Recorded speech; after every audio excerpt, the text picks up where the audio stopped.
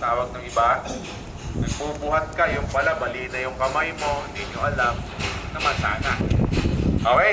So check yourself, check, pay attention sa traffic, patayin ang engine. May gasolina na ba tumutulo? Wala.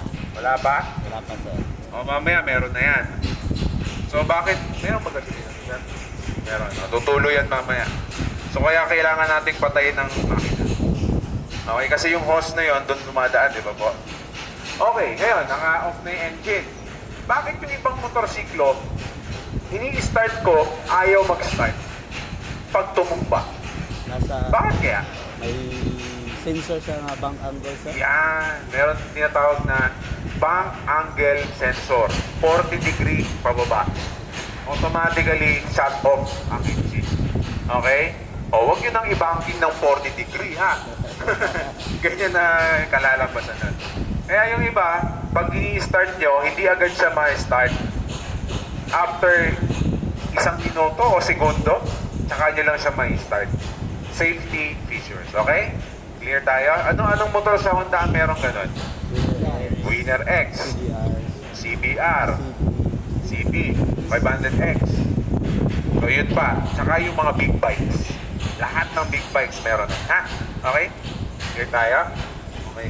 Yung iba kasi ang automatic na nagsa-shut off yung yung sarili nila eh. Okay, yan. So, magbubuhat tayo ha, magbubuhat. So, yung bubuhatin natin, may sariling may option tayo. Ganito. Pagka nakaupo kayong ganito, tanongin ko sa sarili nyo kung gusto nyo pa ba magmotor. Okay, lapit kayo dito ba? Dito kayo. Yan, damahin nyo lang yung sakit. Yan. Oh.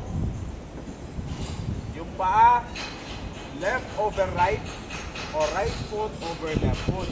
Huwag lang nakaganto. Baka biglang dumulas kayo. Kaya kailangan hindi kayo madulas. Okay? Sir, mahirap eh. Meron akong sakit sa likod eh. Meron kayong wallet, di ba? 50 pesos, maglabas kayo, magpatulong na kayo. Saglit lang yun. Hindi na kailangan buhatin. O, ito po ha. Yung kamay nandito, yung kamay nandito. So, dahan-dahan lang ha. Kung hindi nyo kaya, huwag yun na ituloy. Kasi may tutulong naman sa inyo. Ha? Sigurado may tutulong dyan sa inyo. Okay? So, ang reference nyo, huwag yung gagamitin yung likod. Yung strength ng lower part ng katawan nyo. Ito, legs and feet. Okay? Yung dalawang gulong po, nakalapat na ba, sir? Wala pa. Wala pa. Okay. Pag lumapat na, yan. Oh, maandar ah. Ba't kaya? Ibig sabihin, naka-neutral? Hindi, naka-clutch. Kaya parang naka-neutral. O, huwag nyo i-clutch. Hawakan nyo lang siya dito. Yan. Dalawa. O, 1. Yun. Ayan, dalawang gulong. Tama? Ano yung unang attempt? Dalawang gulong nakasayad sa ground. Doon nyo na buhatin. Nakuha? Huwag yung bubuhatin na nakalutang pa yung dalawang gulong. Kasi baka dalawa kayo nang bubuhat, mabalian pa kayo ng likod. Nakuha po? Okay, isa pa. Okay. 1. Yan. Then, ayan na. I-grip na. Saka nyo buhatin. So, umiikot siya kasi disadvantage, naka-neutral. Kung kaya nyo ilagay sa primera, mas maganda. Pero hindi naman tayo agad-agad nakakapag cambio, di ba? So, yun yung challenge. Pagka naka-neutral, umiikot siya. Ito yung ito naman yung hindi. Yan, naka-cambio to ah.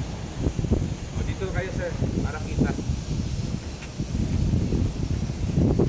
Ang bigat nito is approximately 170 kilo. Yan. Ito lang ha. Huwag sa likod ha. Sandal nyo yung likod nyo sa upuan ha. 1, 2, 1 muna, 1. Yan. Then, kada. Baka masarapan kayo, sa kalikod naman kayo tumumba. Baliktad. Okay, clear tayo ha?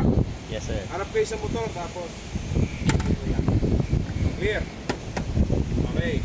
Paano pag sa kabila tumumba? Napaka-ano nyo nun. Tumumba na isa kaliwa, tutumba pa isa. Okay, pag sa kabila tumumba, yan, kabila. Tumumba, yan. So, since tumumba dito, ang una nyong gagawin, Side stand. sir, pa-side stand nga.